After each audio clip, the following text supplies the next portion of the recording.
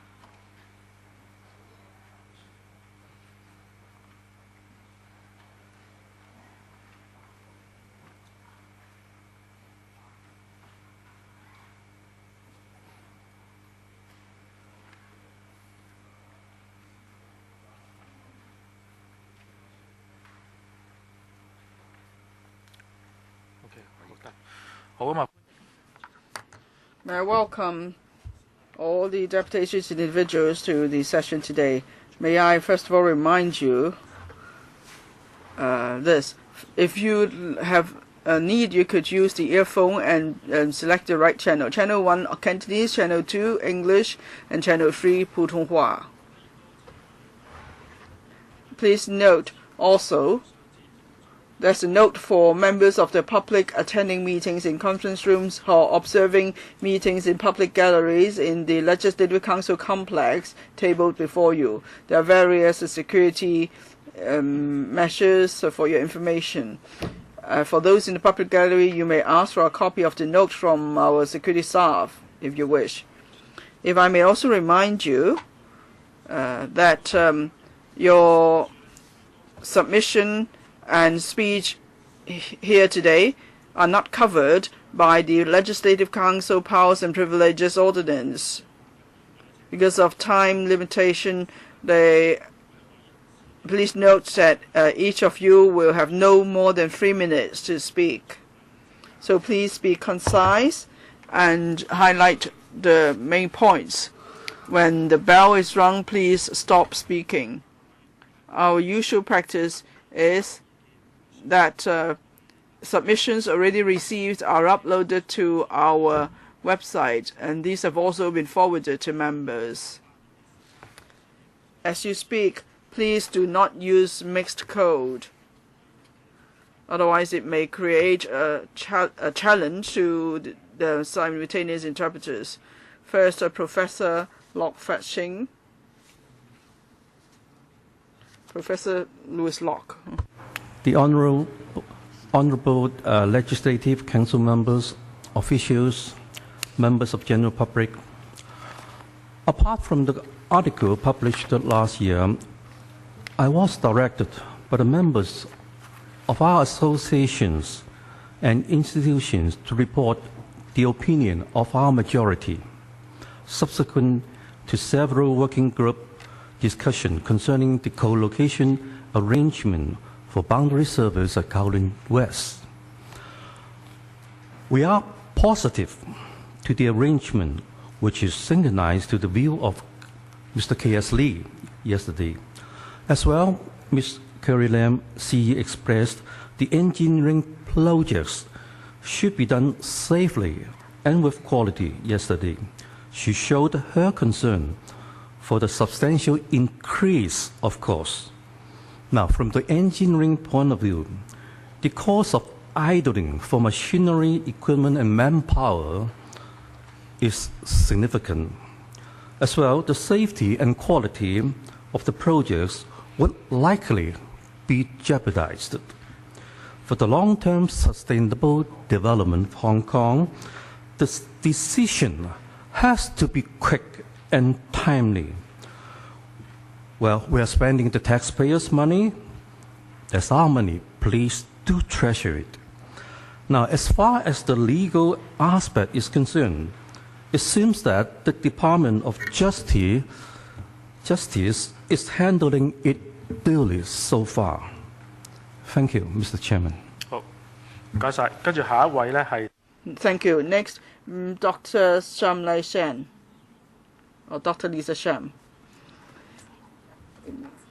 Mr. Chairman, government officials and members, I support the co-location arrangement. I also support the construction of the express rail link with the terminus at the West Kowloon Station for students, for the general public, or those who have to frequently travel to the mainland for work. The XRL, compared to the current modes of transport, will offer more convenience. Say, in my own experience, I have to take a plane to some mainland provinces or cities because of air traffic control. Sometimes there's a very long wait at the airport in Hong Kong. As for the high-speed rail system, in my own experience, there is not such a problem. And just now, I was following the other session in the public area. I heard what the other deputations said in terms of transportation of luggage or commuting by passengers. The high-speed rail system offers a more convenient and safe option, and I agree. Now, for some members, they may not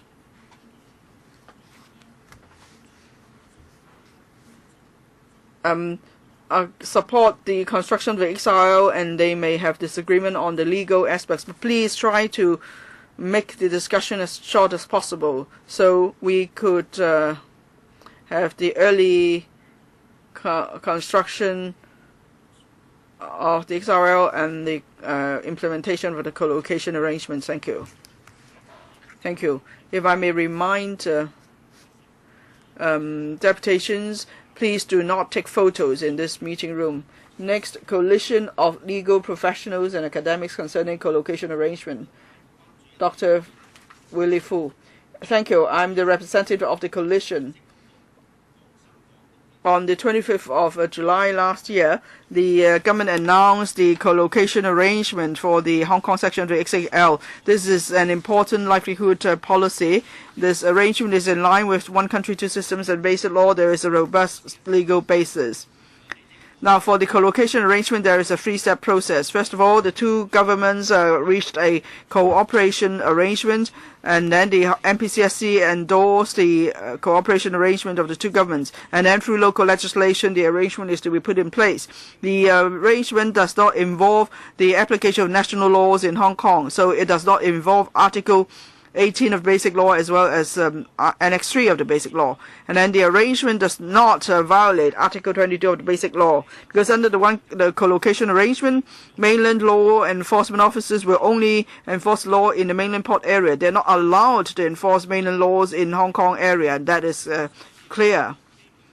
Now, the one co-location arrangement proposed this time does not involve the invoking of Annex 3 of the Basic Law. There is also no need to amend or interpret the Basic Law. Now, this arrangement is not entirely comparable to that for the Shenzhen Bay. The Shenzhen Bay model, of course, has been proven very successful.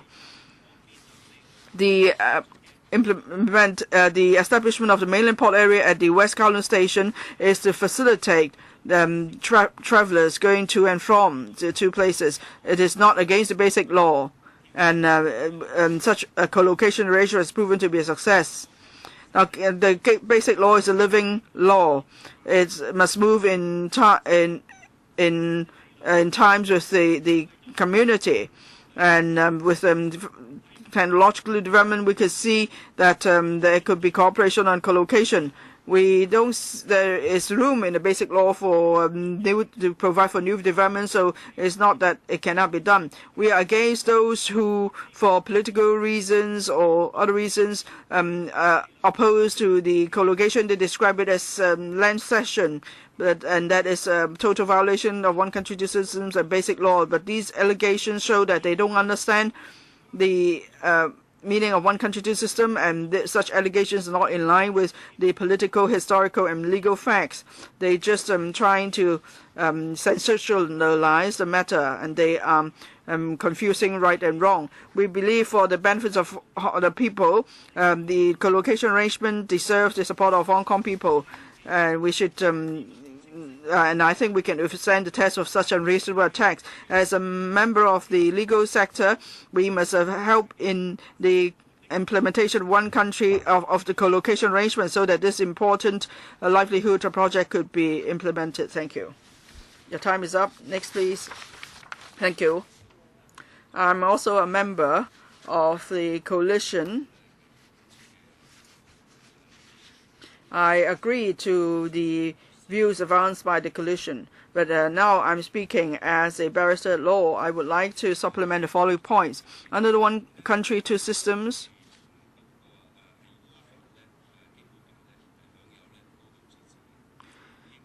the Hong Kong enjoys a high degree of autonomy under the basic law. At the same time, we must respect the constitution of the country, as well as the position and the powers of the MPCSC in the scheme of the Chinese Constitution. The MPCSC makes decisions on important legal issues involving the Hong Kong SAR, and such decisions enjoy the highest legal effect. In implementing one country, two systems, implementing co-location, we know that the national laws are applied only to the mainland port area at the West Kowloon Station. And those to which the mainland laws apply are XRL passengers within the mainland port area. For law enforcement officers deployed by the mainland, they could only perform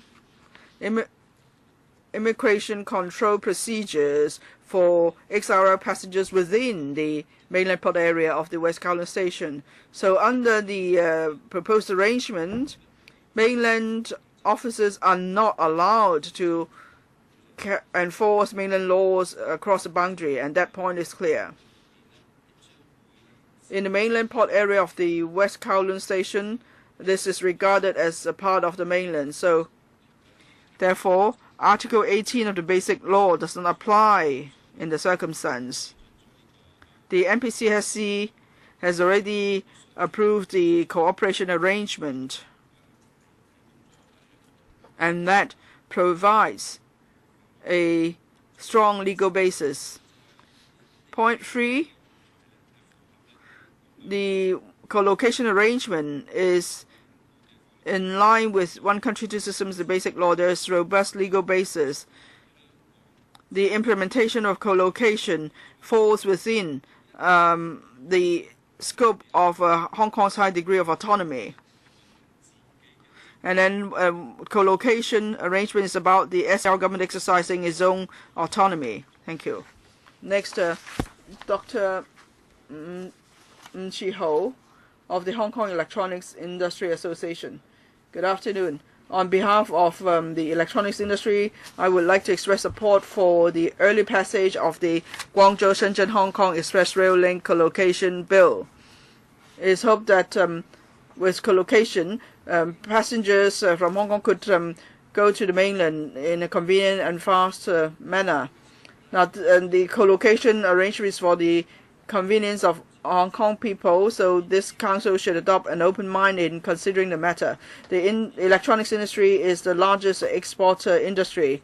It accounted for 66.2% of our export in 2016, so we contribute much to the economy. Now, the manufacturing base of the electronics industry is mostly in the mainland, so people have to travel frequently to the mainland. The XRL is going to benefit us. We know the XRL, the high-speed rail system, is fast, green, and convenient, and also comfortable. It allows people to travel to the mainland with ease. For example, we conducted a study tour to Shanxi, but we had to switch to different modes of transport. It was rather inconvenient, but if there had been the XRL and the co-location, we could start from the West Kowloon station, and then we could link up with the mainland's high-speed rail network. And with such a connection, more people would come to Hong Kong for work or for leisure, and that would certainly benefit Hong Kong. So we hope the Council will pass the bill as soon as possible. And the XARL Hong Kong section could be commissioned on time, and then Hong Kong people could enjoy this high-speed rail service that they have long been looking forward to. Thank you. Next, Dr. Kwok Ho King. Yes, I work in a Chinese bank.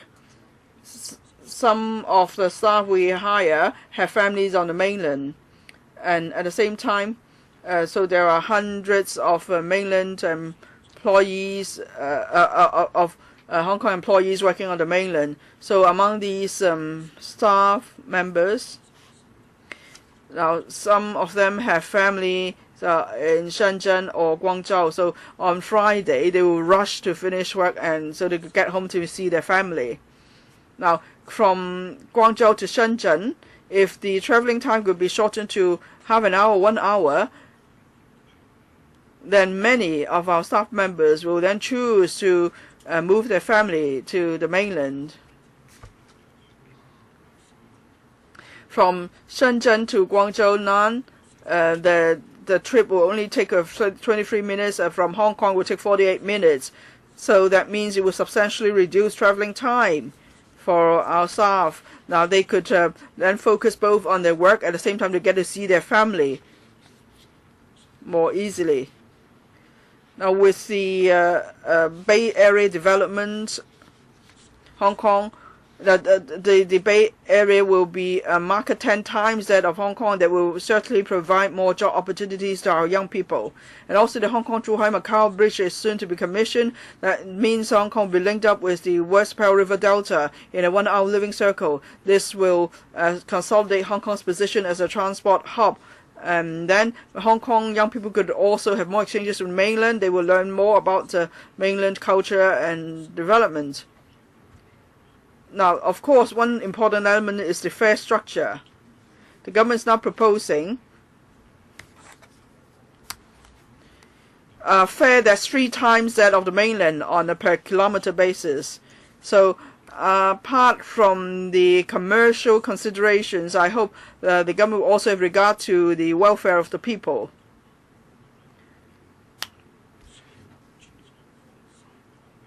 For the workers who have to commute between Hong Kong, Shenzhen-Hong, and Guangzhou, as also for low-income young people, this offer another channel for them. So the fare should be affordable, and it will be a win-win for all, because at the same time we could boost economic development. And when this council considers the bill, help members will have regard to the overall interests of Hong Kong, so that the XRL could realize its full potential. 好，多謝主席。Mr. Leung Kao-wei.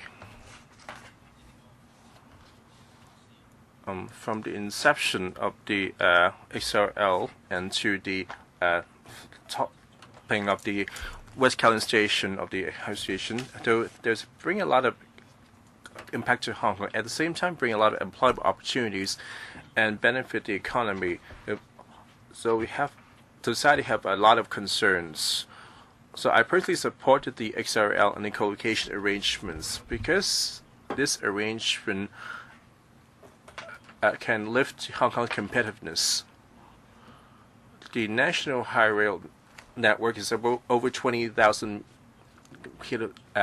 kilometers long, and this network can connect Hong Kong to various major cities in the mainland. So that would greatly promote cultural exchange and boost our local economy. Back in 2016, passengers leaving Hong Kong by land is about 72 million. Based on the Transport and Housing Bureau estimates, the Hong Kong section is estimated to bring Hong Kong passengers is about 39 million, so 9.8 million hours in time savings. I think this proposal will greatly benefit Hong Kong public traveling to Hong Kong and to reduce the departure and clearance time.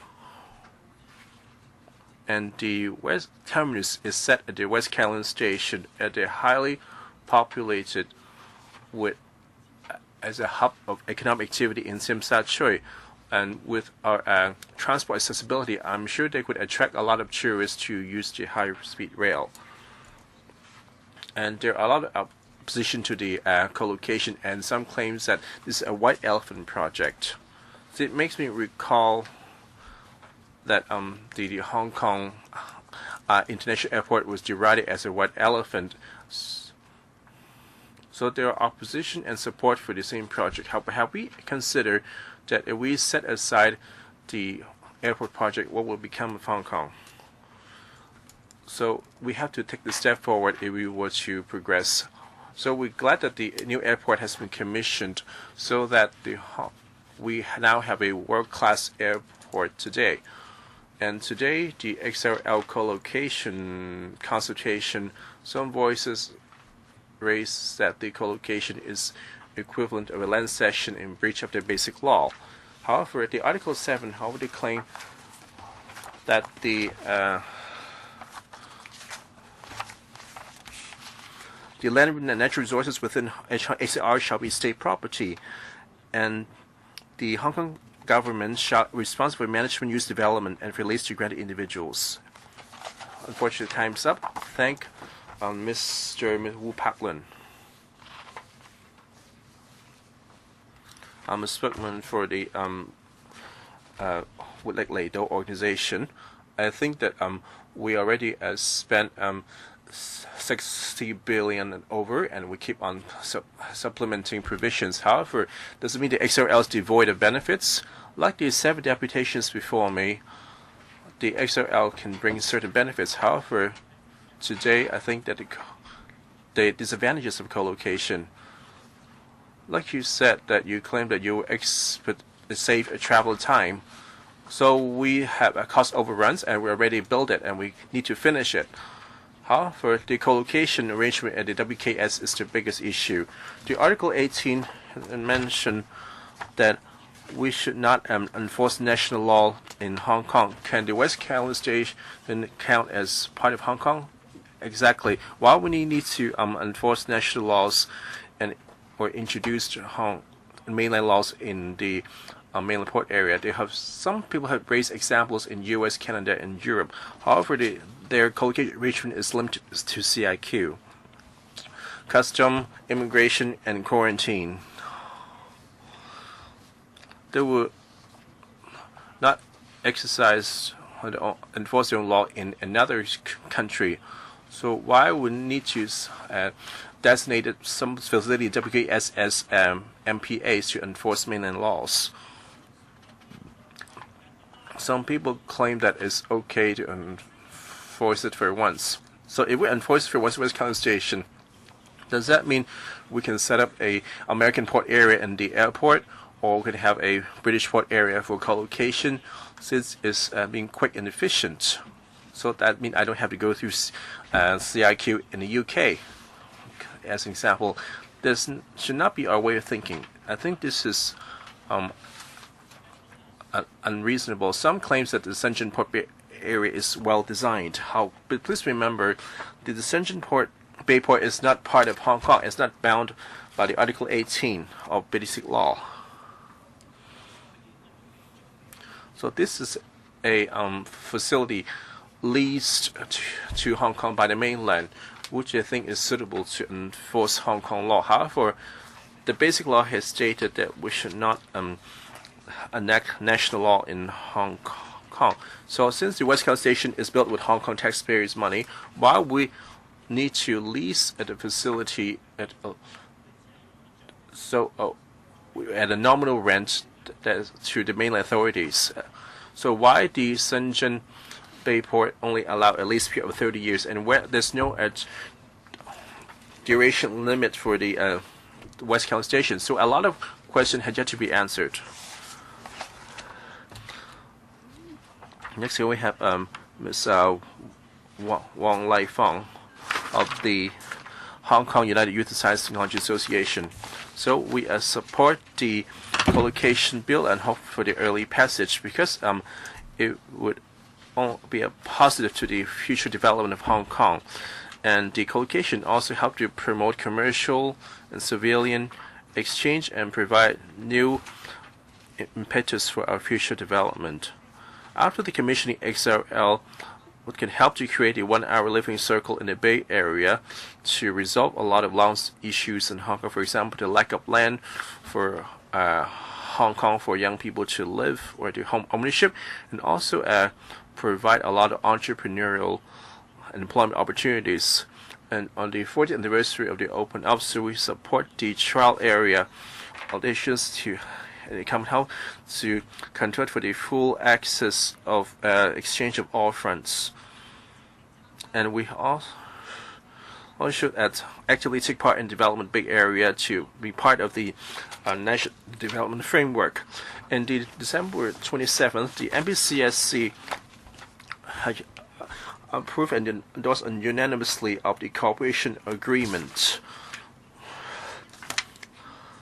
And finishing the second step of the 3-step process, the co-location concern group thinks that it provides a sound basis for the co-location agreement. Since we are part of the Bay Area and Hong Kong is being an inland part of China, so it's absolutely sensible and legal to carry out the co-location, and actually benefiting the public, so that the public can get to the destination early, so that they have to board and alight for any unnecessary nuisance. So for Hong Kong to develop IT, they also exchange with the Bay Area. So we have the expertise in marketing, and at the same time we need the manufacturing base of the Bay Area. The frequent exchange will require strong traffic infrastructure. The XRL play a critical role. The co-location arrangement is considered a very scientific and reasonable way to exploit the advantages of the XRL, so that the passengers can enjoy fast and quick transit facilities to promote interaction on both sides. The co-location will also open up new markets for commercial and technology sector,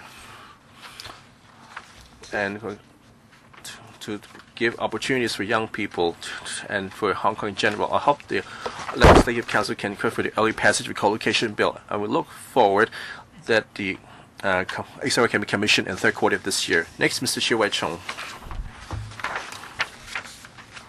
As a general public, I very much support the early passage of the co-location bill. We should see this as a co-location bill as a legislation of public transport. We should not politicize this issue and wasting a lot of taxpayers' money and time in the process. So we should add convenience to the users, and we should maximize the economic benefits. I know that the Hong Kong government have devoted a lot of resources to build the Hong Kong section of the XRL, so that they would have a closer linkage with the mainland XRL system to benefit the passengers, and as well to bring in more economic benefits for Hong Kong. So while the country is promoting the Bay Area and the Belt and Road initiatives, so Hong Kong is at the focal point of the Bay Area, therefore is deserve to serve the role of super connector. So the co-location implementation is critical. Just imagine if the Hong Kong section, after being commissioned, would the passengers need to board and light repeatedly for a separate CIQ procedures. In modern society, time is money. It estimated that there are over 10,000 passengers using the HK section of the XRL, and the time saving from co-location as well as the money is astronomical. In a lot of countries have implemented co-location at the border checkpoints. And since Hong Kong is a special administrative region of China, take the Shenzhen Bay port area, for example, the co-location arrangement have been enforced over a decade, and a lot of the passengers using the port airport have only had praises for it. And this co-location, this West Kowloon Station arrangement is quite similar in nature. And I also support the government can take reference of success story elsewhere and taking on their strengths so that the co-location will be enhanced to benefit the public and the users. Thank Mr. Wu check him. Thank you, government and the Gulf officials present. First, I support the early passage of the co-location bill by the LegCo so that the XRL can be commissioned on schedule this year. The co-location is not a new concept to Hong Kong public. A lot of the Hong Kong public have experienced that in the Shenzhen Bay port area. It's just only this time the location has changed from Shenzhen Bay to the West Kowloon Station. So it's due to the difference of location that give rise to the argument. And there have been voiced this praise that the co-location was in breach of the basic law. We should be clear that in drafting of the basic law, there are no concept of what high rail is, and just don't have a crystal ball to know that we'll be building a XRL today. So they do not have any provisions whether the co-location is permitted under basic law. So however, today we are dealing with the co-location. I think there's only all advantages without any disadvantages. And one day that some claims that you can get arrested by walking near the XRL station. If an ordinary public, how would I be arrested? If I'm fit and proper, I don't think get arrested. If I could be arrested, I would have got arrested at different boundary checkpoints. Why do we have to be near the West Kowloon Station to be arrested? So the co-location will not increase our chance of being arrested, and we don't need to worry about the cross-border arrests, cross-boundary arrest. Let me reiterate that we have a lot of mainland facilities and then PLA garrisons. If they're so afraid that we already have the garrison next door, should I be worried about arrest every time I in Admiralty? So they say those came to be afraid to be arrested in West Kowloon, not afraid to come to Admiralty. So once the co-location is implemented, if it's not implemented, I can get to destination directly, and without co-location, I must get off at some point, bring along with my luggage, and walking for them distance and for immigration clearance. If unfortunately there are a long queue for the immigration clearance, I would have missed my connections. I don't know if the naysayers have tried the high rail before. If I miss my connection, I will be stuck in the mainland. So they were not able to purchase tickets to join and take another train. So I don't understand why would you disagree with co-location. So we're dealing with a co-location problem instead of putting co-location to death. I hope the lawmakers and the government to resolve the co-location issue.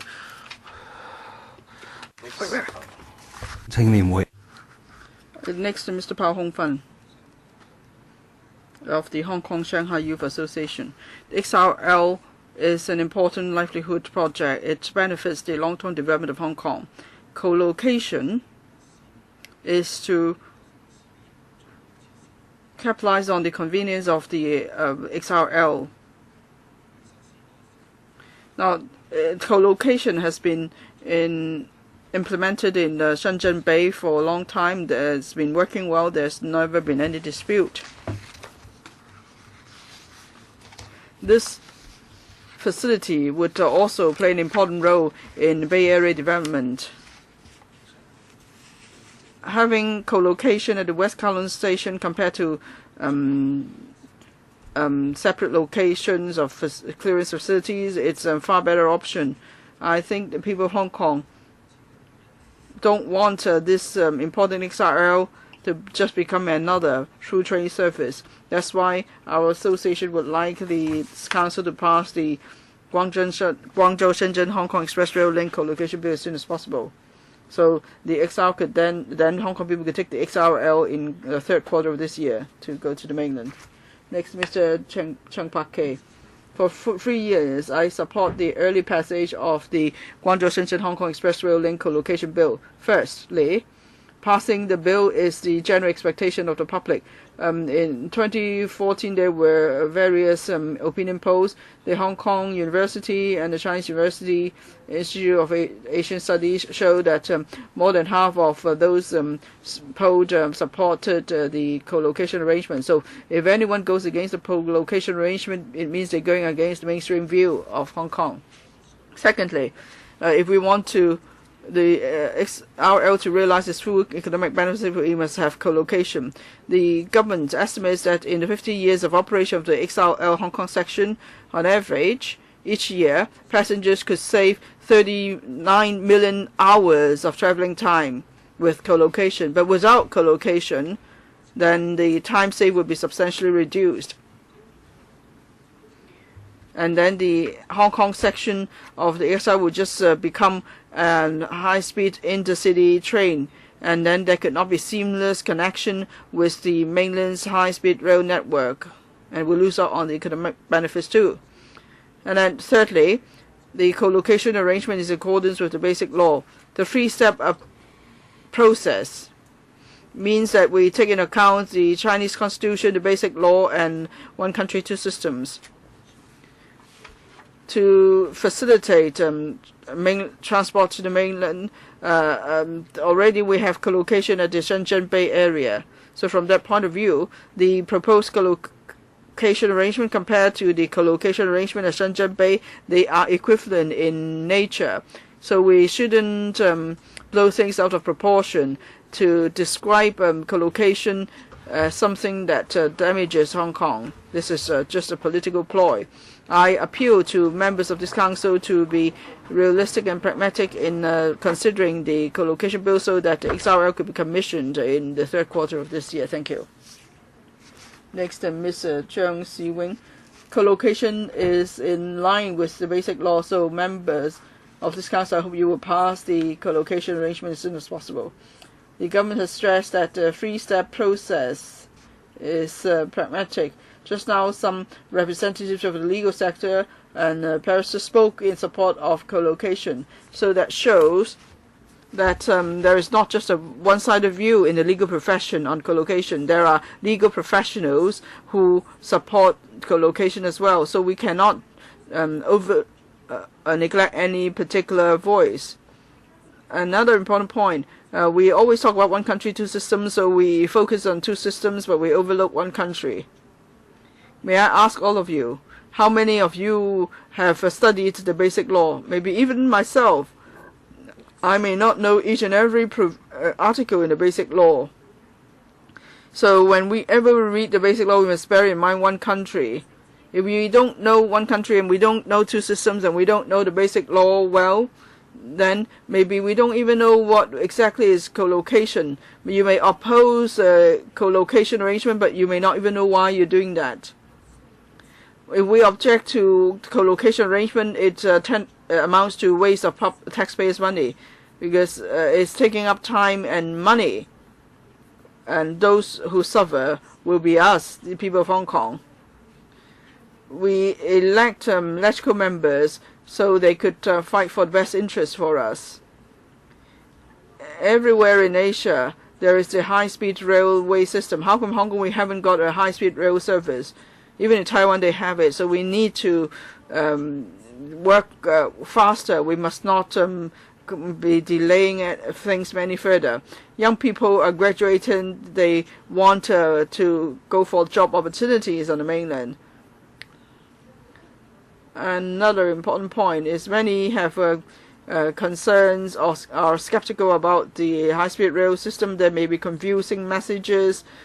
Different sectors may have different views, but what is important is that we remain rational and pragmatic in coming up with an option. Don't overlook the benefits of economic development in Hong Kong just because you focus on the port area, the mainland port area. Thank you. Next, Mr. To. Well, I'm sure everybody knows exactly the benefits of the XRL. I don't need to say more on that. For the co-location arrangement, it is indeed the most convenient.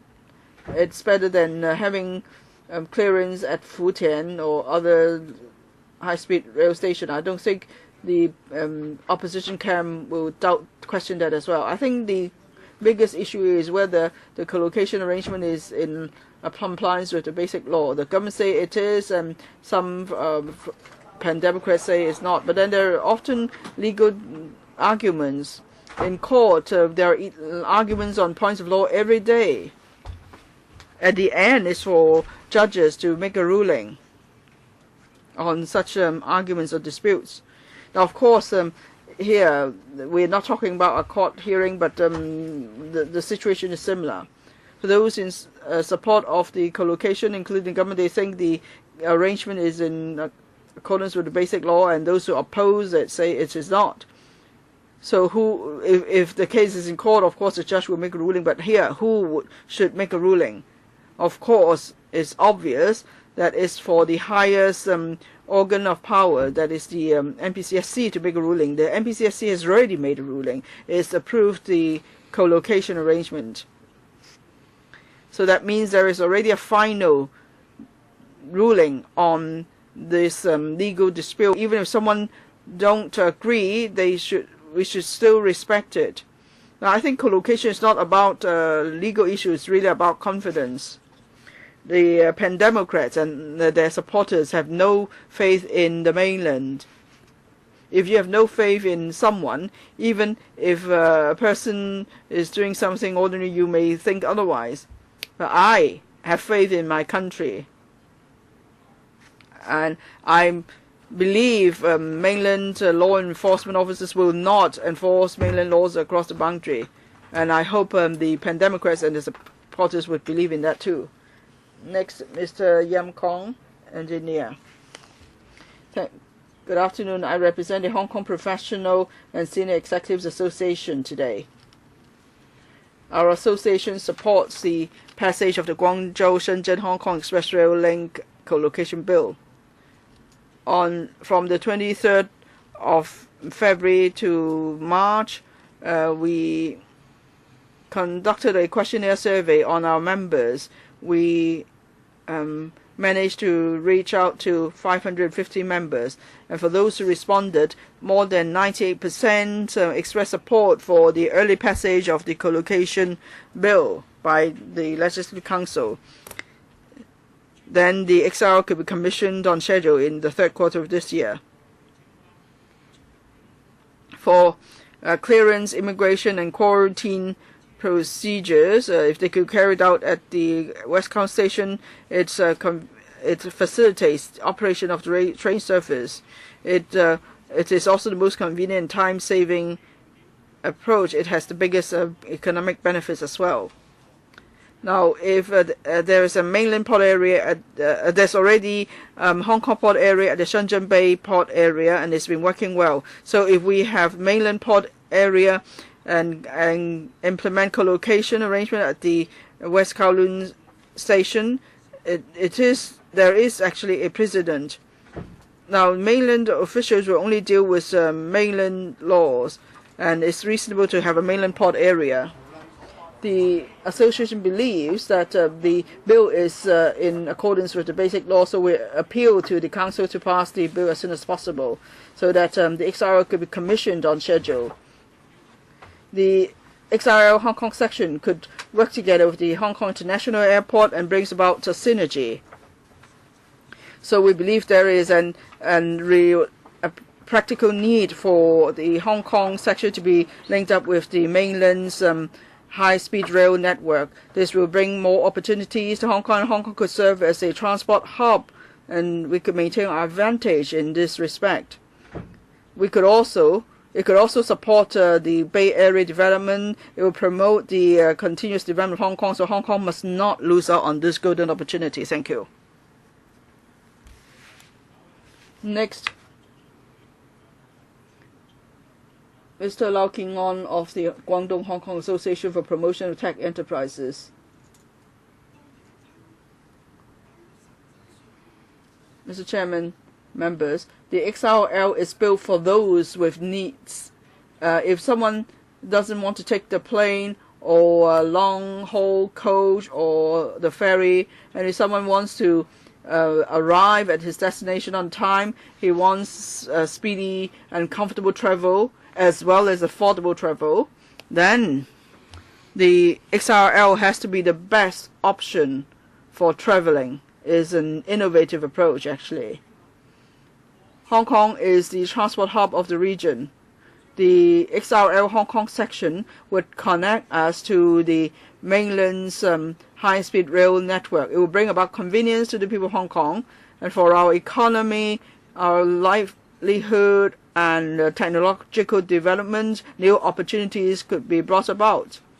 So the XRL innovation, Hong Kong section is an innovative approach. We need to have innovation in every aspect on the operation of the rail service. And that's why when it comes to entry and exit control, there must be innovation as well. This is to support the development of Hong Kong in the future. Now, legislation is enacted to cater to the needs of the public. So we have to consider whether a piece of legislation could be implemented and whether it is welcomed by the public. If we talk about democracy, we must listen to the stakeholders. For the Guangdong and Hong Kong Association for Promotion of Tech Enterprises, all our members are high-speed rail passengers. So we should be considered a stakeholder of the bill.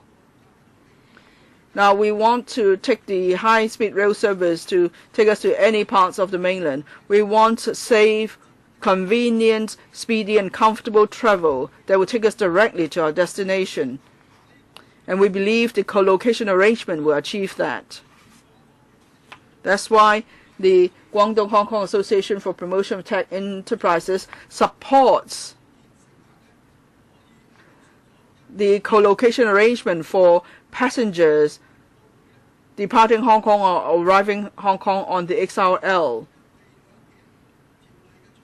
So we support the Guangzhou-Shenzhen-Hong Express Rail Co-location Bill. And as the XRL is to become operational, may I ask the relevant authorities to pay attention to the details. This is to ensure that the rail service will be operated smoothly. If necessary, the Guangdong Hong Kong Association for Promotion of Tech Enterprises is more than happy to offer our support and assistance. Thank you. It's Mr. Sito Chun Hin. I'm a community organizer for the Democratic Alliance for the Betterment of Hong Kong. So when we get to the last step of the three-step process, the local legislation, according to the basic law, the Hong Kong can make their own legislation to make the provisions for the co-location. The pros and cons of the high rails have been discussed in today's deputations. Instead, I would like to speak on the immigration clearance arrangement.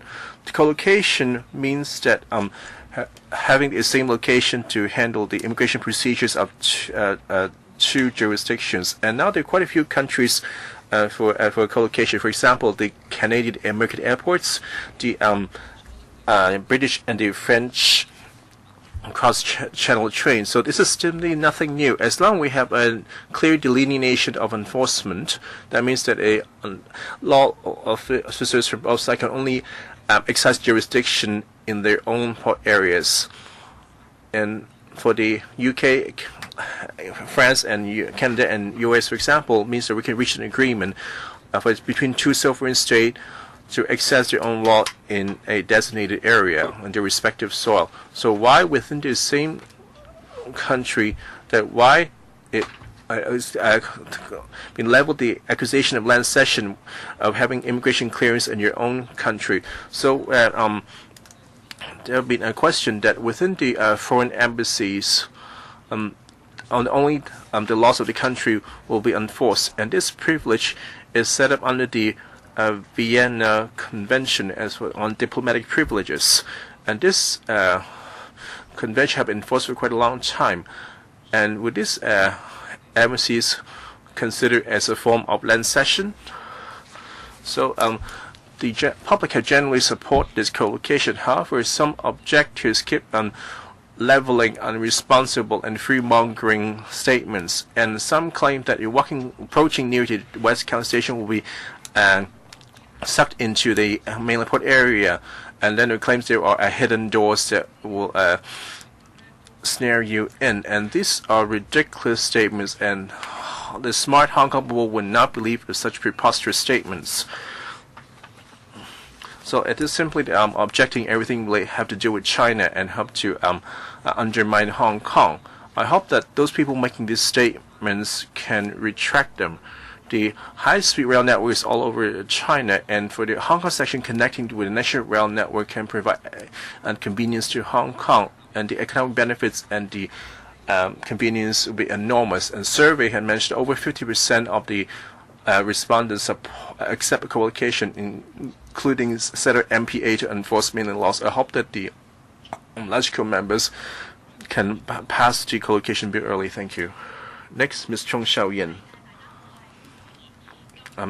I'm Chung Xiaoyan. I support the co-location bill for the early passage.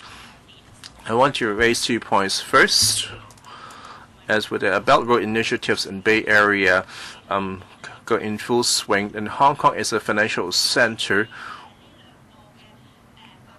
we must leverage on these two developments to enhance Hong Kong so that we can maintain our status internationally. And a lot of young people yearn for upward mobility. The opportunity exists. However, can we offer more advice on how to plug the shortfall to offer the young people more opportunities? I think the co-location can promote business and tourism development. And a Hong Kong station taking the 3 train to Guangzhou, it will take about 2 hours and more. And once the XRL is commissioned, we can save about half the time, or can we get there in 1 hour less to return to China. And for businessmen and for those who like to seek opportunities on the mainland side, some who would like to seek opportunities in Hong Kong, shouldn't we implement a co-location as possible to promote this convenience? In terms of cost effectiveness, economic benefits, we should take note of that. And finally, I need to stress that I don't understand why the objectors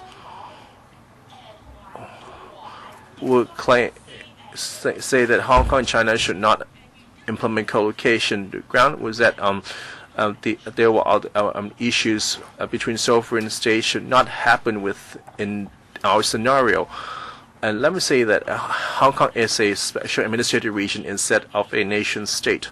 So within the same country, why can't we implement the rightfully policies for our country for the better development of our special administrative region? So the co-location bill should be passed as soon as possible. Thank you. Next, Ms. Lee Ching-hung.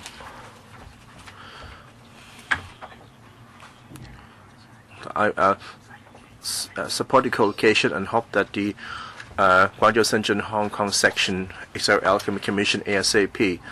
So I personally think they can linkage to the mainland rail network to the quicker access to China. Look forward to it. I work in the fintech industry sector, and in 2015 I set up office in Guangzhou.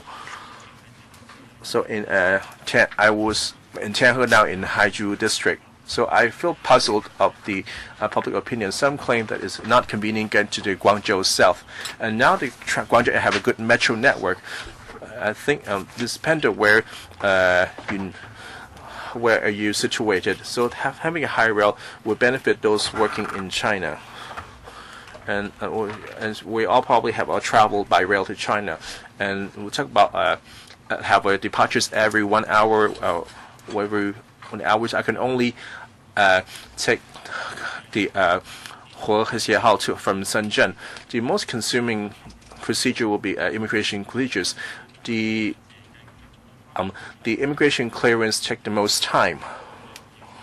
So, in my view, for the XRL efficient collocation is essential. We hope that the collocation can go forward, so that we can shorten our time traveling to Guangzhou by 1 hour, which is seems to be the most reasonable solution. So once again, I hope that the Legislative Council can pass the collocation bill as soon as possible, and I look forward to the early commission XRL. Next, this Hong Kong Chinese Import Exporter Association, Mr. Hui Hua Kit. I speak on behalf of my association, and we support for the early passage of the collocation bill. So looking around the world, collocation is nothing new. Like my deputations before me, like the between UK and France, the Eurostar Channel train, where collocation is performed at their respective stations. And take a U.S. for example, back in 1952, they all work with different countries have similar agreements. In Canada, Vancouver Airport, they have the American boundary checkpoints, and American-bound passengers, after inspection by the U.S. officials in Vancouver, they will not need to go through immigrations again once they arrive in America. And now in Canada, they have the most number of pre-immigration clearance checkpoints. So the mechanism has been effective and simplified the immigration clearance, and also save a lot of traveling time. And the economic benefits are enormous. For further add convenience for passengers traveling to China in the U.S., the U.S. have signed up a lot of with Ireland, UAE, with immigration clearance outside their own country. Now expand to Holland, Netherlands, and so collocation have been placed in many countries and running smoothly, and saved up a lot of time to relieving the bottleneck at immigration checkpoints, as well as explaining the benefits of being a mass transport. I believe that the collocation arrangement will be more widespread. The Hong Kong section of the XRL and would had bring in for the huge passenger flow with the national rail network to accelerate the infrastructure and mutual access within the Bay Area, as well benefiting those doing business and traveling, as well, and bring a lot of opportunities for Hong Kong public. Without collocation, is as destroying the effectiveness of the whole scheme. Not only wasted public resources, and will also disappointing for those who wish to have convenient access to mainland. Once again, I urge the legislative members to pass the collocation bill. Thank you. Next, Mr. Sin Hu Ban. I'm Sin Hu Ban, a 40-year-old businessman. I spend about 20 days every month traveling between Hong Kong and China. As we all know, the XRL conduction in mainland is well advanced. From Beijing to Nanjing by plane, let's say it takes about 6 hours, well, including the boarding time and traveling into the cities. For the XRLs, only take about 4 hours, max 5 hours at most. is very quick and there will be not any delays. And the mainland is developing very rapidly. Look at Shenzhen and Guangzhou. The GDP of Shenzhen last year was 2.2 trillion RMB. So it's over the level of Hong Kong if converted into Hong Kong dollars. And Guangzhou is 2.15 trillion RMB, which is just 60 billion behind Hong Kong. I mention these figures because there are many international conglomerates setting up their headquarters in Hong Kong in recent years. Because of the convenient transport, they are beginning to relocate their headquarters to Shanghai. Or instead of setting up their headquarters in Hong Kong, they would do it on the mainland. They are waiting for the co-location arrangement to be implemented and the commissioning of the XRL. If this is implemented quickly, and if our XRL service can be extended to link up with the mainland system to provide quick and convenient service, then our advantages in terms of tax system and legal system, where we'll be able to create a lot of GDP and keep many international conglomerates in Hong Kong. And I want to say something on behalf of young people. Hong Kong is a developed economy. The room for startups is not big. This is a market of 7 million, vis-a-vis a mainland market of 1.3 billion people. They would like to have convenient access to the mainland, but their homes are in Hong Kong. So if we have XRL, they would be able to strike a balance between career and family. I urge members to implement the co-location arrangement bill as soon as possible. Next, Mr. Chan Kin Kang from Hong Kong Federation of Professionals. First of all, I'd like to say I support the co-location arrangement on behalf of my federation. There have been a lot of arguments, some based on legal points of view or economic arguments. There have been doubts and queries which have already been clarified, and the three-step process has been progressing smoothly, and the XRL project is about to be completed. If they're just harping the old tunes, it's not going to help. The Secretary for Justice, Ms. Teresa Jiang, asked members not to interpret the basic law literally, but we should look at the object of the law.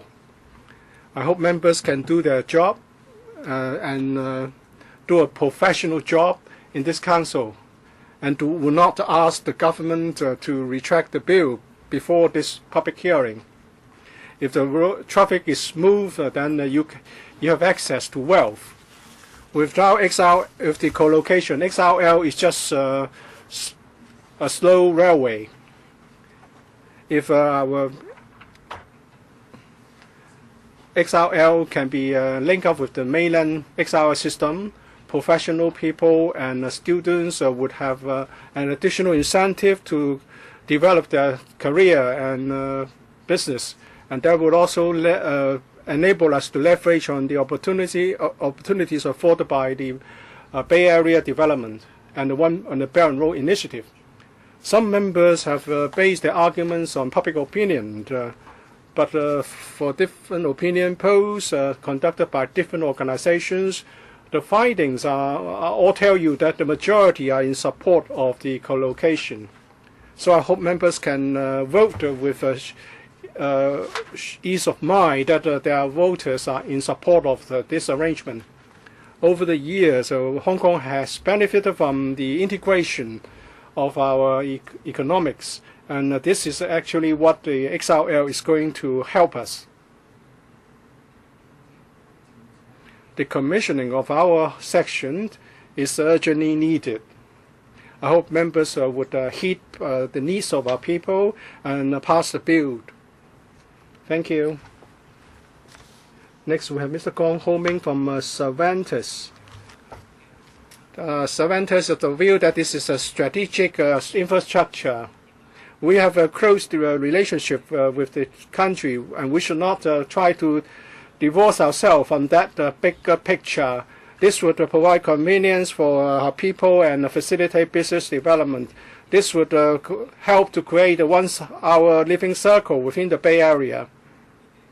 XRL has a direct and indirect benefits. According to the THB's projection for 50 years, the Hong Kong section of XRL can save 39 million hours of traveling for passengers. It's equivalent to $90 billion of savings.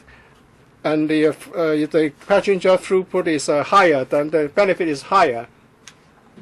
The indirect benefits are also important. It would shorten the traveling time for many passengers. It would create a favorable condition for greater synergy in the Bay Area, and there is a greater economic potential for all the people in the Bay Area.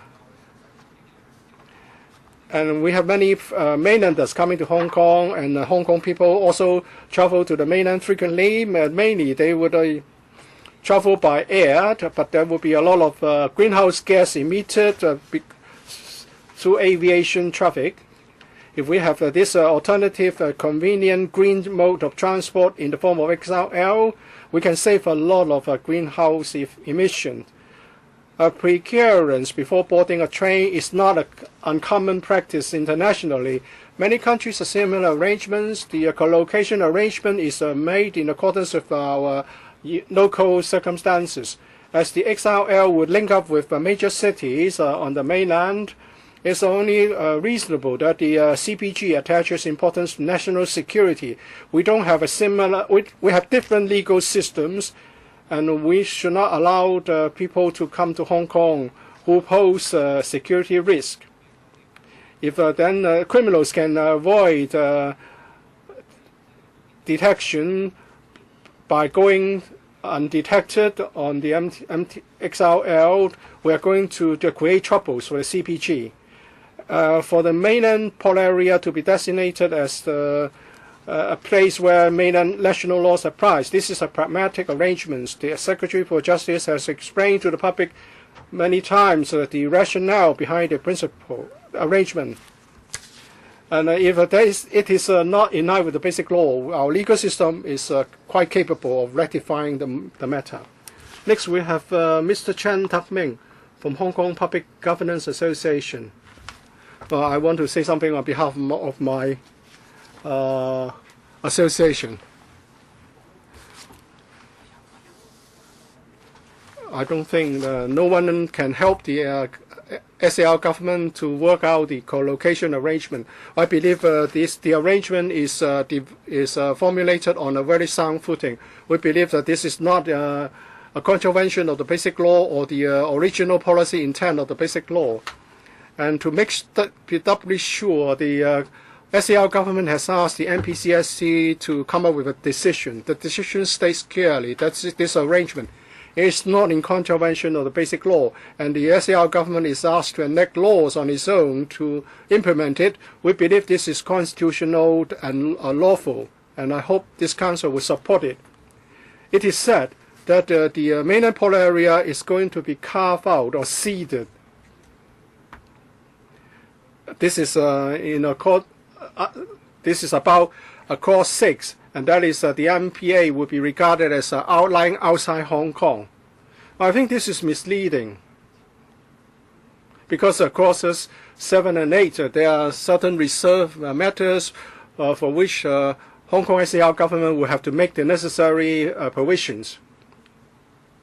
So you cannot say that this is about ceding the mainland port area.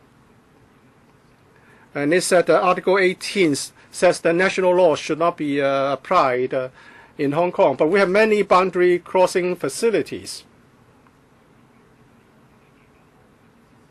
And no one has said that the co-location arrangement will be applied to other boundary crossing facilities. So I don't think Article 18 applies in this case. West Kowloon is going to see the convergence of talents and business. It's in West Kowloon. It's going to be an important hub for future taking off of our development. We are in the business of public governance study. I think public administration is about promoting people's well-being. If we don't have the co-location agreement, it would be taking away the most important ingredient in a delicious dish. This will be a tantamount to a failure. My name is Someone Long. I represent a coalition of 18 trade associations. We have convened a meeting. We have decided to support the co-location arrangement. On the 3rd of April, we are going to put up an advertisement to that effect. To be successful economically, we need to be interactive with the country and other places. As the overlooking economy, we need to have a free flow of money, capital, goods, and talent. But compared with other cities, we lack a well-established railway system linking us with neighboring areas. In many advanced economies, railway transportation plays an important part and carry many functions. Apart from goods, it will also facilitate the movement of people. Regrettably, in the community, there are voices of opposition getting in the way of the completion of the XRL. Their arguments are biased. They are trying to nitpick from whatever the provisions there are. It's provided in UK and France. Well, and some argue that if they're so good, why don't we do it and give a piece of land to the US? Well, I wonder if those people have ever traveled to the US, because the US customs is very troublesome, and if that can be done, I would give my full support. But the US is not as good to us as the mainland. If you want to get extreme democracy or irrational freedom, we are going to see our autonomy narrow down, and the democracy that we have been enjoying will be lost. So I hope these people will not harm us while harming themselves. Look at the consulates and embassies. They are regarded as foreign soil, and even Hong Kong police cannot enter those premises. So do you think that we have ceded those premises to other countries?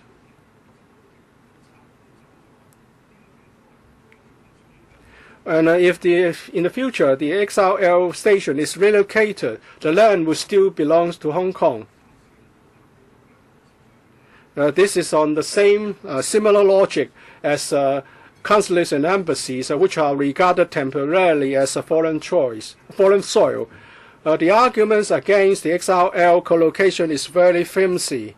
I hope this can be passed into law so that Hong Kong people can enjoy convenient XRL service. Mr. Pang Chua Fu.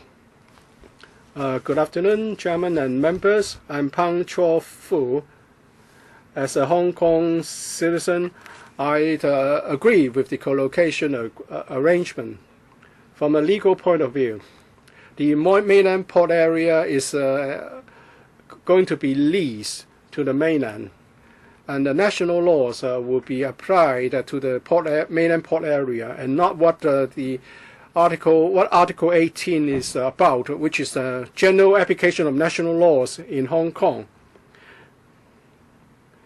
And the co-location will only regulate what happens in the mainland port area. And some other deputations have said we have consulates of different countries, some located in commercial buildings. inside the premises, they would implement their own national laws. But since foreign laws can be applied in the specified premises, why not mainland laws in a port area in Hong Kong? So this is only reasonable. Also, MPCSC in December last year already passed the decision for the arrangement. So co-location has got this solid constitutional and legal basis. The cooperation arrangement has been a product and the best arrangement after consultation between the SAR and the MPC. And the MPCSC has already considered the articles of the Basic Law. It defended the Basic Law and also one country, two systems. And also, it is a realization of the high degree of autonomy for Hong Kong SAR. All in all, co-location is an arrangement that will help develop the economy and develop our livelihood. I hope members will not politicize the issue anymore and elevate it to unnecessary levels. Please pass the arrangement as soon as possible. Next one. Mr. Young, Economic and Trade Association Chairman. Thank you. We really hope that the XRL can be commissioned in the third quarter. We all support co-location at WKS. We think it is absolutely necessary. Co-location at WKS has many advantages. The SARG and the media have also explained the issue, and I won't repeat the points. Co-location at XRL is necessary, and this can be borne out by objective explanations. The bill has been submitted to the LegCo, and one night before that, the Hong Kong and China Railway Engineering Corporation signed a memorandum to announce the initial operating arrangements, and members here will have some information to base on when they consider the bill. And we citizens also understand the actual operation of XRL, so we don't need to be misled by slogans. According to that memorandum, at the beginning of commissioning, there will be 127 pairs, and 113 of them would be between Hong Kong and Shenzhen. That is from WKS to Futian and also the south station of Guangzhou, Humen, and also Shenzhen North. There will be 14 long-haul routes as well. 4 will be across different provinces, and they will reach 14 cities on the mainland. With this information, we can understand why we need co-location at WKS. We who are in trade and industry will know that many people have joined tours using XRL at Shenzhen North or Guangzhou South. We will assemble and then we will take transportation to from Hong Kong and then to Guangzhou, and then we connect to XRL, and that would take 1.5 to 2 hours. But if we have co-location at WKS, we can go to Futian, Shenzhen, Humen, Guangzhou South, and we can save time. And the opposers should go to one of these checkpoints that in fact many elderly people also carry luggage, and they have a hard time going through clearance. But if they can have XRL, it would be much more convenient. As for long-haul cross-boundary routes, they make XRL even more important. You understand that in cities around the world, people don't cross boundaries inland because this is really for between country and country. But apart from the 14 cities, sorry, your time is up. Next, Mr. Lam Yut-chun for an Youth Exchange Promotion Association. XRL is an important livelihood project. It benefits Hong Kong's long-term development.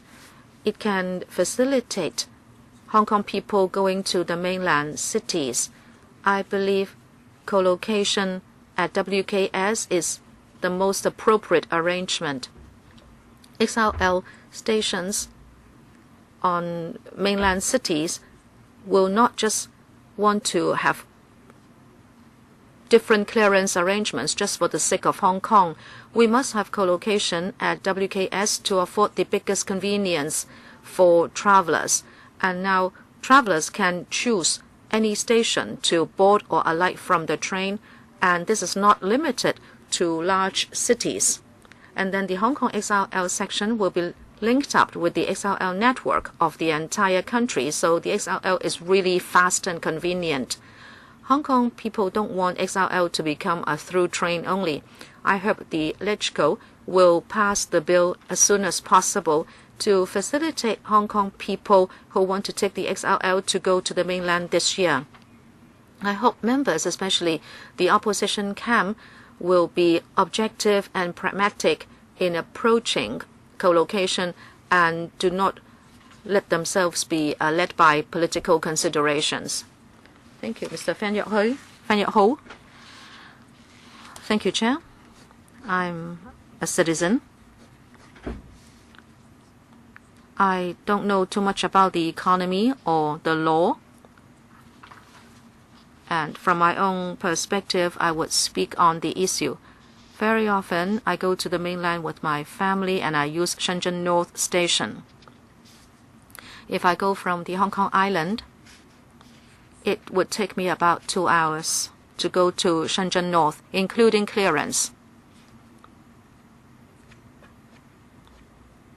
XRL is something I like to see completed. Before, I would use Shenzhen Bay to go to the mainland. If I can get clearance in Kowloon and then I board a train and be brought to my destination, I will welcome it. I don't want to have to board the train in Hong Kong and go through clearance, and then I would have to disembark and be cleared again or be cleared at the destination again. From the angle of citizens, this is not very convenient.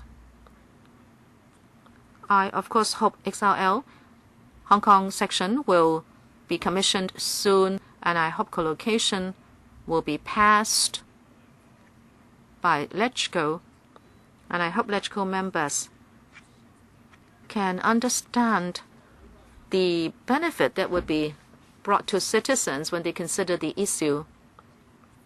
I hope the bill will be passed as soon as possible. Thank you. Next, Mr. Chang Si-Tong. Thank you, Chair. About having co-location at WKS, I support it. Having co-location at WKS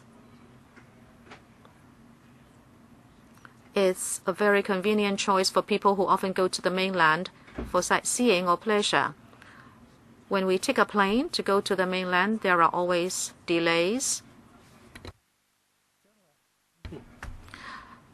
Later on, if we have a co-location at WKS, I will choose the XRL. It is comfortable, fast, and convenient. It makes it easier for Hong Kong people because it's procedurally simpler, and we can go to cities on the mainland. It is more convenient. Number two, Hong Kong is an international metropolis. We always have to have exchange with the mainland and other countries, and we must stay in close liaison with countries in our vicinity.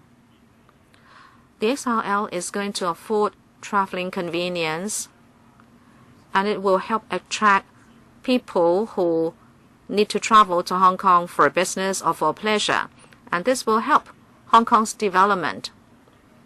When we have co-location at XRL, commuters can be cleared in Hong Kong and they will be connected to the XRL network on the mainland. Also, people can also board from these cities to come to Hong Kong, and it is safe, convenient, and fast for everybody. Number 3, the central authorities are promoting the big Bay Area.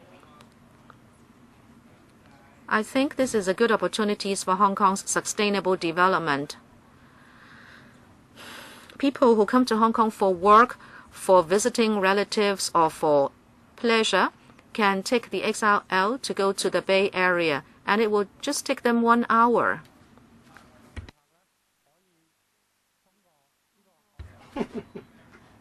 And they can make use of this checkpoint to come to Hong Kong. To me, all the arrangements about co-location are done in accordance with the basic law. We need to allow XRL to expound its potential. And so, at the same time, we provide facilities to facilitate the public.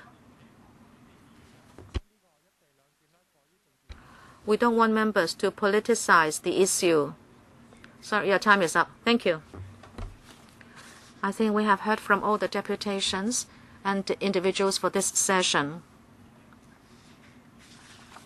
We have 31 deputations and individuals attending this session. 30 have spoken in support. 1 has a different view.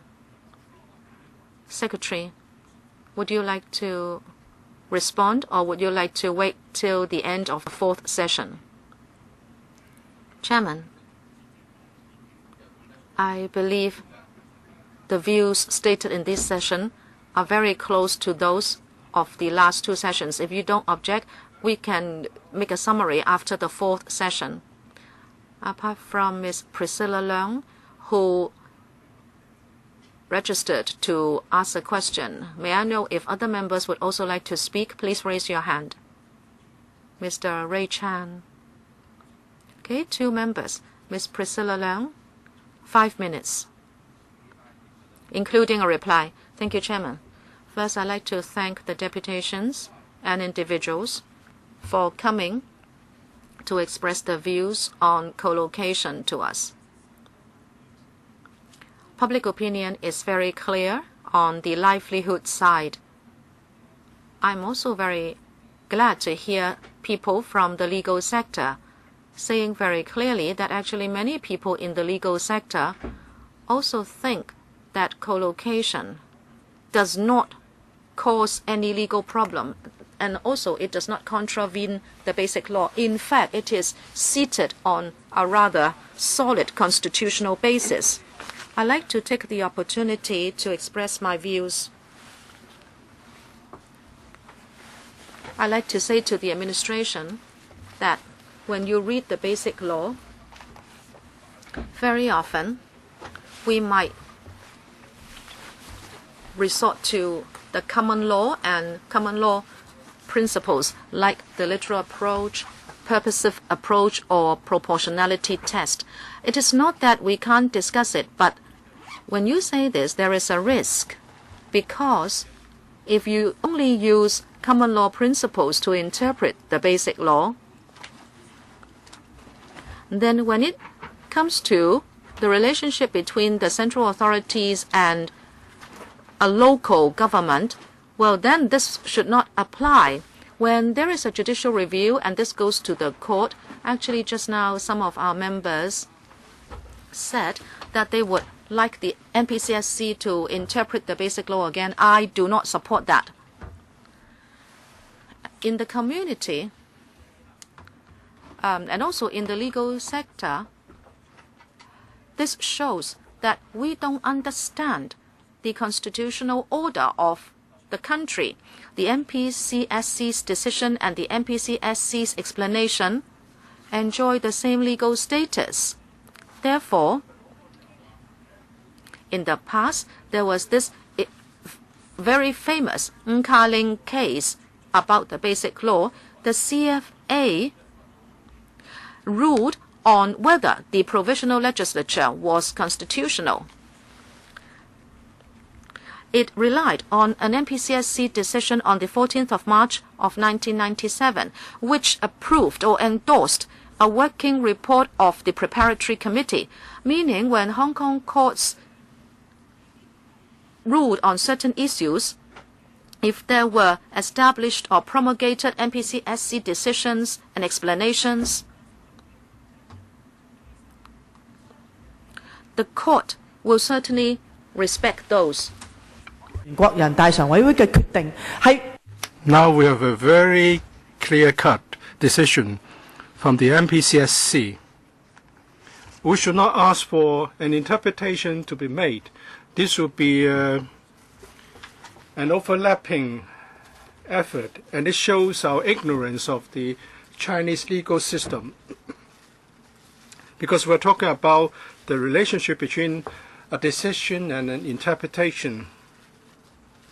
Sometimes we need to have an interpretation on the wording used in the basic law, but sometimes it takes a decision, say for 2007, 2014, there were decisions on the constitutional development.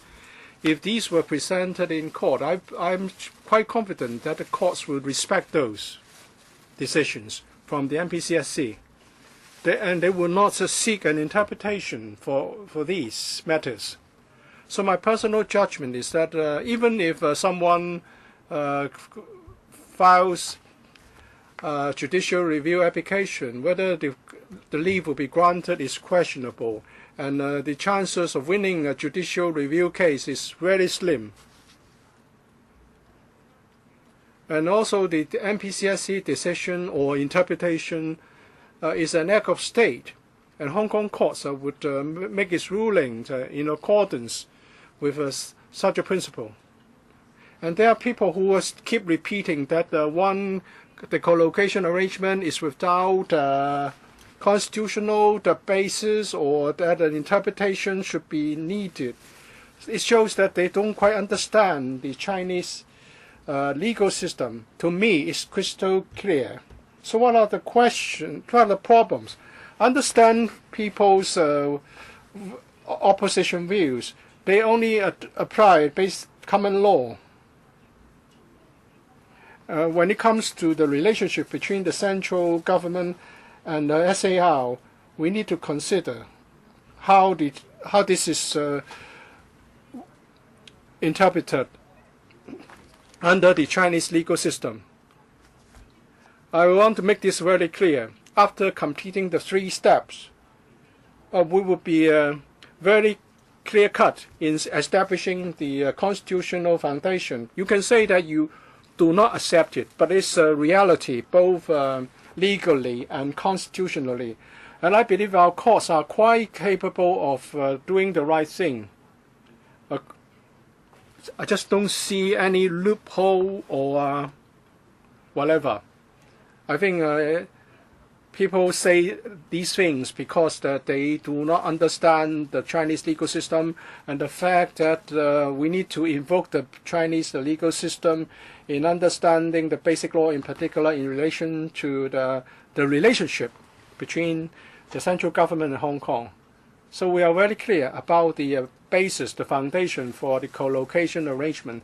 I just don't see why this should be drag out indefinitely.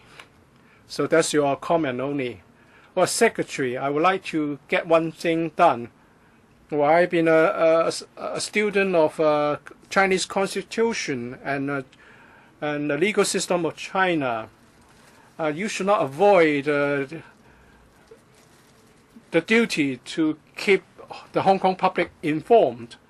And if you keep things so vague and do not clarify things when needed, then people are saying all sorts of things, saying that this is against the basic law.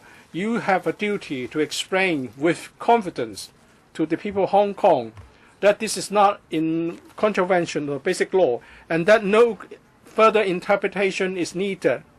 MPCSC is a part of the constitutional establishment. We should stand on high moral ground instead of being evasive All right.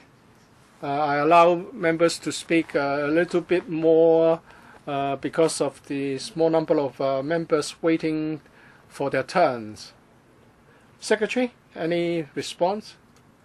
We fully understand the point made by Ms. Priscilla Leung. Since we proposed the co-location arrangement last July, we said it every time when asked. We said it in every meeting in this council. We said it's constitutional, it's lawful, it's in line with the basic law. But when we come back, the next time we'll be asked the same questions. So I think we need to keep it up. We keep up efforts and say it again and again if needed. I'm sorry. I have to remind members that under Rule 83, in respect of any matters discussed today, if members have pecuniary or non-pecuniary interest, you should declare the nature of your interest before you speak. Thank you, Deputy Chairman. You have done a survey of the speeches. Of the 31 deputations, 30 are in support of the co-location arrangement. We've heard that. From some of the deputations, I've heard that if the co-location arrangement is in contravention of basic law, the judicial system can rectify the matter. This Bills Committee is also part of that gatekeeping mechanism. So we need to explain to the public and to the legal professions. Well, yes, the Secretary says the same thing again and again, repeating all the same old points. Of course, they have not actually responded to the points made by the Bar Association.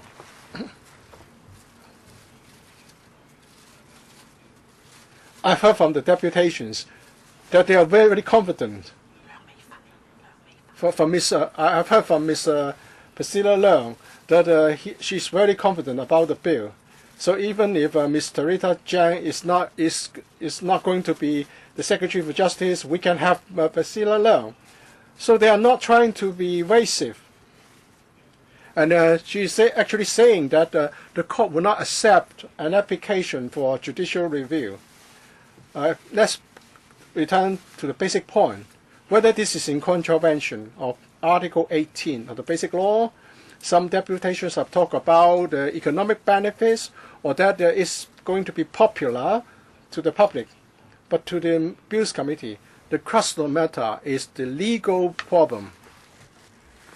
The court will not say that through a poll, 90% of them are supportive, then it's okay.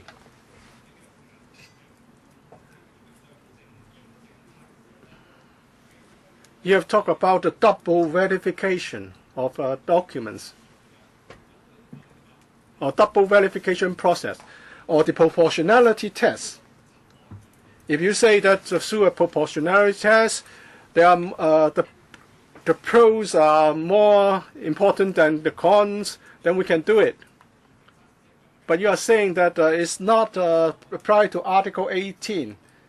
It's not that we are going to have a debate on the advantages and disadvantages. If there are more advantages, we should do it. And some deputations have said that co-location can be arranged between countries. But why not between an SAR and the country? Well, but co-location is arranged through mutual consent of the parties. But they don't have the basic law. We may want to have some discussion with Guangdong, but we are all subject to the basic law. Some have mentioned the Shenzhen Bay arrangement. I think the Secretary will respond. It's said that we have implemented the Shenzhen Bay arrangement for some time now. First of all, Shenzhen Bay is not subject to Article 18 of the Basic Law. They don't have the Basic Law. and they don't have a law that stipulates that Hong Kong law should not be applied. And do they have any reserve matters in Sum Bay, BCF? And now in this bill, we have reserve matters that we need to tackle. Some people may adopt a simplified approach in understanding what this is about. But the government should not say that we have a president. The court will certainly not look at it like this. I would like to ask Mr. Mui to say something. I thank Mr. Chan for his comments and questions. Here, when Mr. Chan mentioned some questions about Article 18, there are two aspects here. As the Secretary for Justice said at the Bills Committee meeting, the government's view is that under the collocation arrangement, Article 18 is not engaged. In our document submitted to the Bills Committee, and in the past 4 meetings, when we mentioned the proportionality test and the related legal issues, we do not mean that this principle should be applied to Article 18. Secondly, let me stress again that the government's position is that the collocation arrangement will not contravene, or actually Article 18 is not engaged, because the intent of Article 18 is to prohibit the general application of national laws to all people in Hong Kong generally, and this is not the case with the collocation arrangement. No such issues arise out of the arrangement. Dr. Kwok Ka-Kay. Thank you, Deputy Chairman.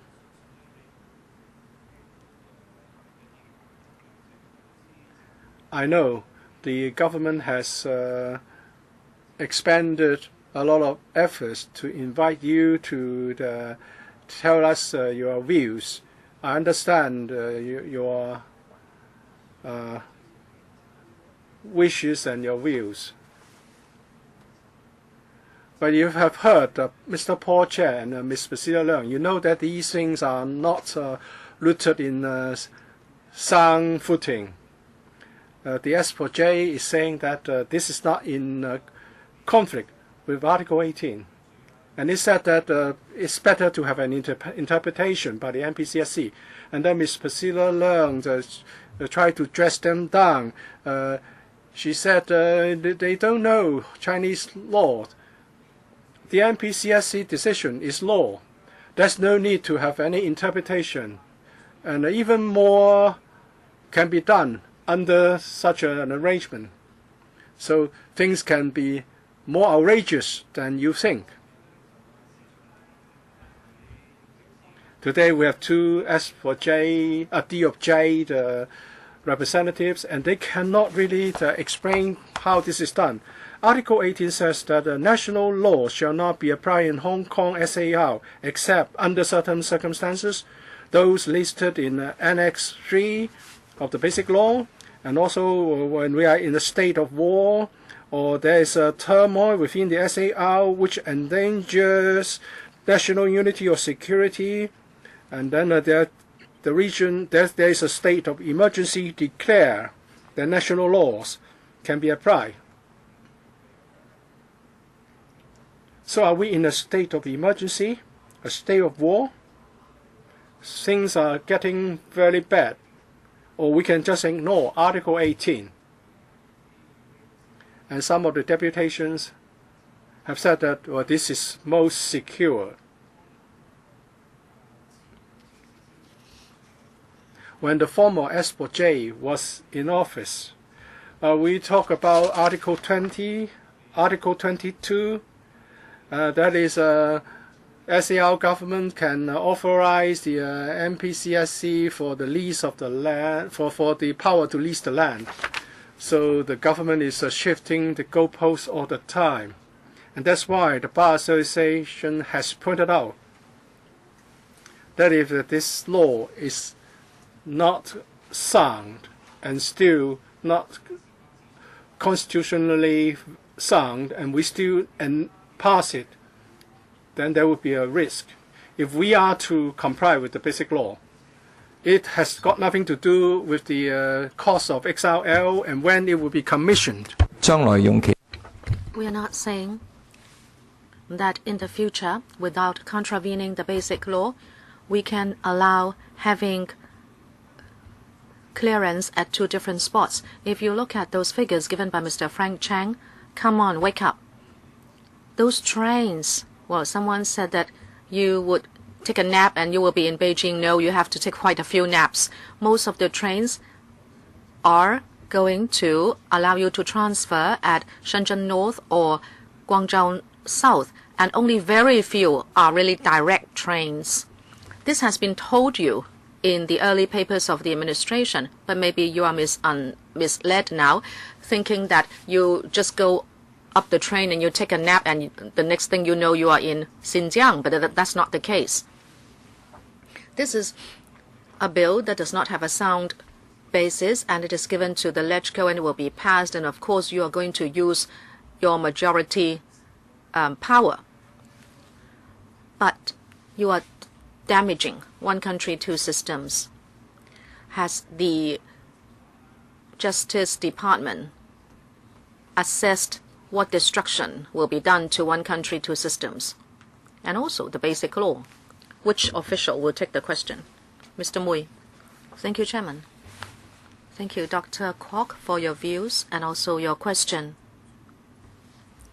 It is more or less founded on Article 18 of the Basic Law.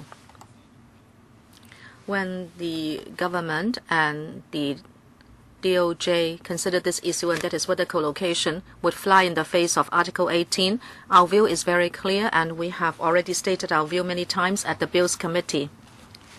A succinct explanation will be that if you look at the article itself and also Chapter 2 of the Basic Law, relationship between the central authorities and the Hong Kong SAR, we clearly believe that the legal intent of Article 18 does not apply to co-location. Our view, therefore, is that there is no contravention of Article 18. And there is another point. Mr. Kwok mentioned the former SVJ, Mr. Rimsky-Yun.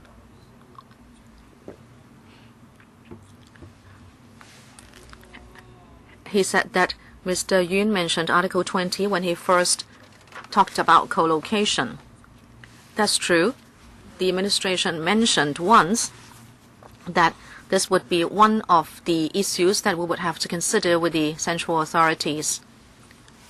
In recent times, when we issued the bill, the administration had a long discussion with the central authorities, and we are of the view that we did not need to invoke Article 20, and that is to have more authorization from the central authorities given to the SAR. This is because we have enough self-governance under the Basic Law, and we will be able to implement co-location without contravening the Basic Law. Thank you, Mr. Mui. Next, Mr. Holden Chow. Thank you, Chairman. First, I'd like to thank deputations and individuals who have come to the meeting. Your views are important. I have heard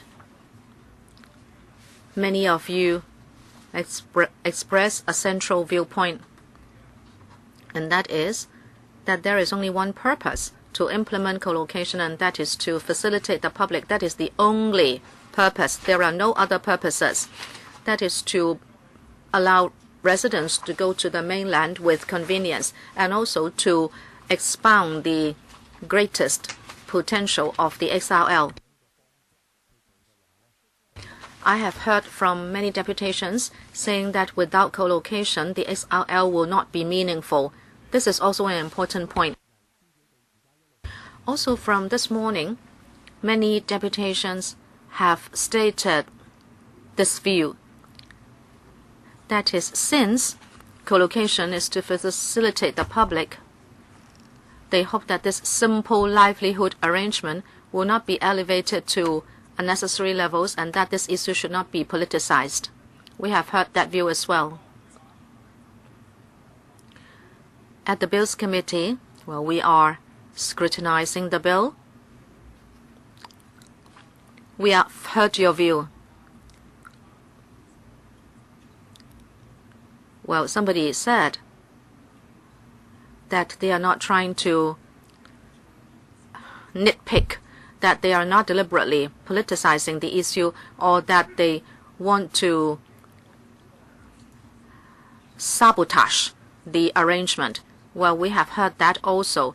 When we scrutinize the bill, we would raise questions. We have that, but we should not be nitpicking, and we should not have the purpose of sabotaging the entire arrangement. And I believe many members of the public also hope that the XRL can be commissioned in the third quarter of the year as scheduled, and that the LegCo can also give realization to this arrangement. I believe many members have heard you and have noted your view. That is all I'd like to say, Chairman. You don't need a response, no. Next, Dr. Loy Kwok. First, I'd like to thank deputations and individuals for finding the time on a Saturday afternoon to speak to us. Whether you support or not support co-location, I respect your honest expression of views.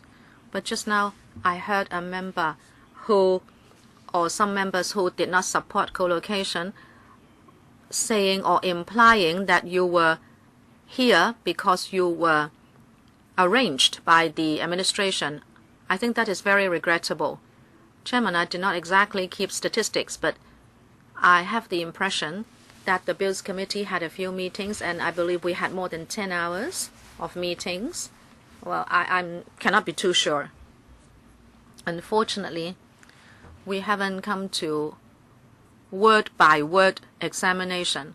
Well, I think you understand that usually Bills Committees will explore matters of principle, and then after some time we should go into word-by-word examination. Perhaps by that time we might discover difficulties with the text, but then after 10 hours and still we are not doing word-by-word examination, it is very abnormal.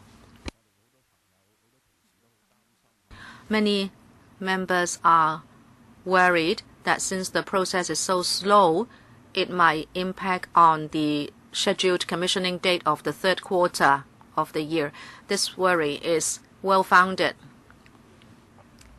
I have heard some members repeat their questions on Article 18 of the Basic Law. They totally neglected the 10 hours of meetings and what the S4J and STH and other people have repeatedly explained. And Chairman, the best explanation is the second step of the three-step process, and that is the NPCSC has already endorsed co-location. This has a very high constitutional status.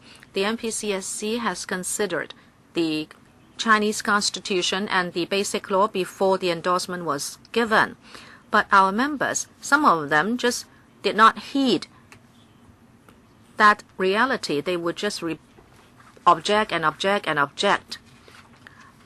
I hope we can really have co-location so we can be connected to the massive XRL network of 25,000 kilometers of XRL on the mainland, and 2 years later there will be 300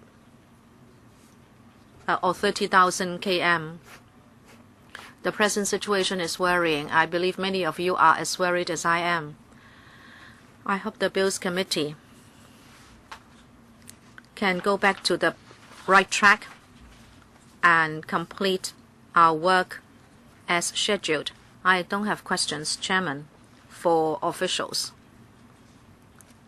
because we have spoken a lot at previous meetings. But still, today's hearing is important, and I thank deputations and individuals who have appeared at different sessions. There will be another day of public hearing on the 4th of April, and we'll be listening to more.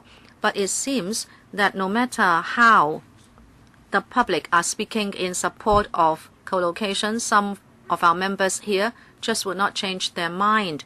What they say today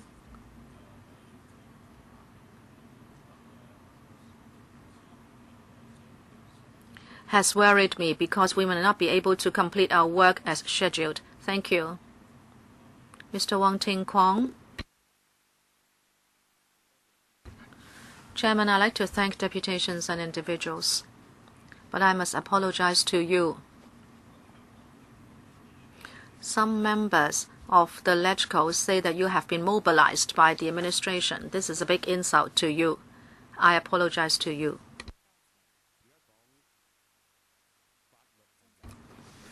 Laws are made by men. Laws made by men are for the benefit and welfare of society and the people, including the Basic Law. The Basic Law is promulgated so that 7 million people from Hong Kong who are reunited with the mainland can continue to enjoy economic prosperity and stability. What is not good about co-location at WKS? Why are people worried? It is they have this anti-China mentality. They are trying to provoke with these issues. At the WKS, mainland laws, including clearance and customs laws, are implemented. It's just like north of the Shenzhen River. If you rise up against the arrangement, wouldn't you also be penalized with mainland laws? But now it is in Kowloon, and so they jump up and say they object to it. They say this is Hong Kong land, and they crazily say that this is cession of land. I'd like to ask the Bureau. Hong Kong law enforcers, if they should discover that some travelers are provocative, will you stop them from being provocative? I may sound too serious, but let me give you a lighter example. As you know, on the mainland, non-quarantined fruit cannot be imported. Now that we don't have co-location, if you take fruit across the border, Hong Kong says it's okay because it is lawful. You're allowed to take fruit out of Hong Kong, but when you go to the mainland, the fruits will be confiscated at the boundary. If you do not obey, you would be committing an offense. And if there is co-location at WKS, Hong Kong law enforcers, whether customs or immigration officers, if they should discover that a traveler is having fruit on him, will they tell the traveler to give up the fruit because the mainland officials will not allow you to keep the fruit? Well, this is not provocative at all, but I'm trying to cite this example. Do Hong Kong law enforcers have the responsibility to do such things? Permanent Secretary. Thank you, Chairman.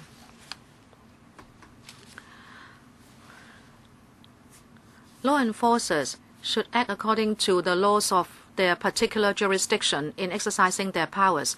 Whether the traveler is on the mainland or in Hong Kong or in a third place, travelers should obey the laws of that place.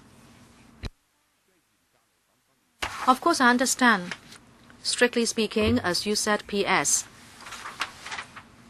But power is one thing, responsibility is another. I hope Hong Kong law enforcers have this responsibility to remind or advise travelers who are going to break mainland laws to obey mainland laws. Such as bring food over, bring food to the mainland, violating mainland laws. I'm not talking about the power to enforce mainland laws. You cannot stop people deliberately doing it. But do you have a duty to give advice?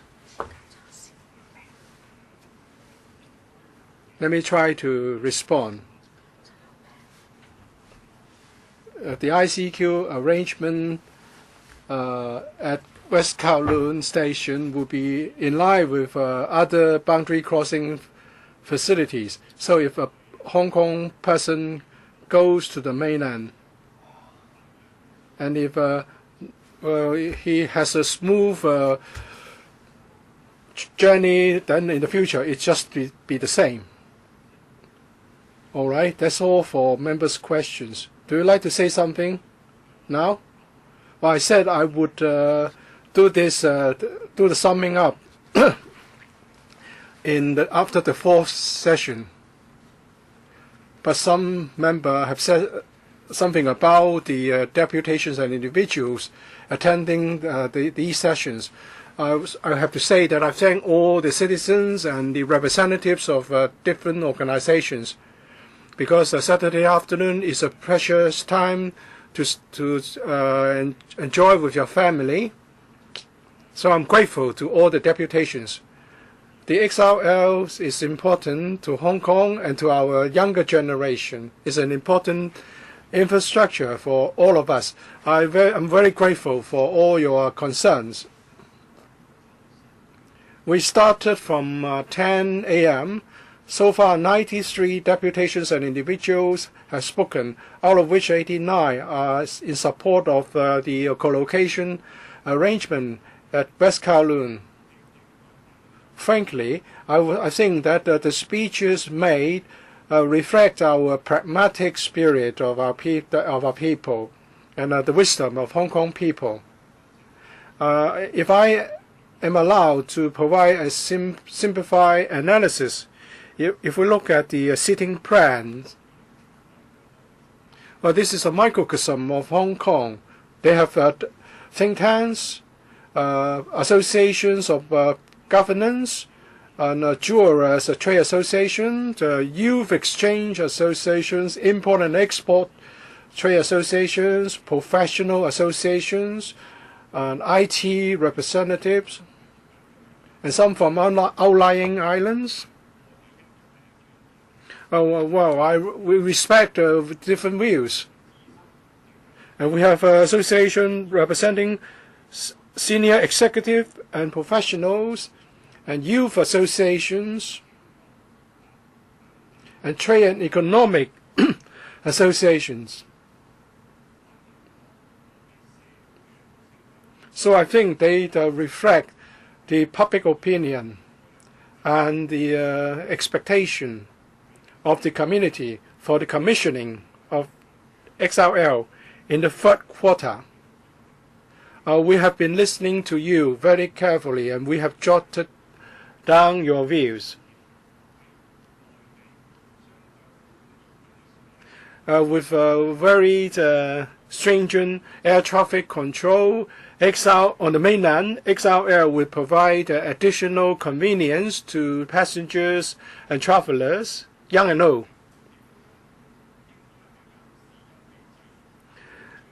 And we should make the best of the prevailing circumstances and use the best use the powers that have been given to us optimally.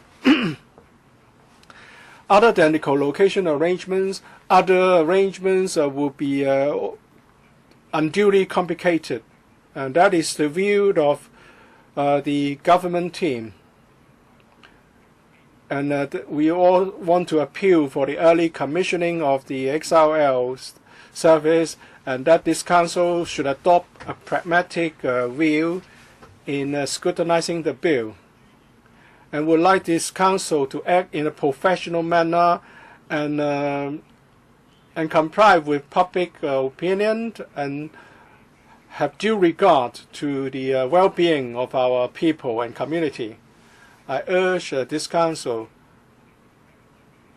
should heed the comments and views of the deputations when they proceed to scrutinize the bill. I thank all the deputations for coming to our meeting. If you have written submissions which has not yet been given to us, or you want to give us a supplementary submissions, please do so before you leave. And please write down your association or organization on the submission. We are going to take a short break, and we would resume at 6 p.m.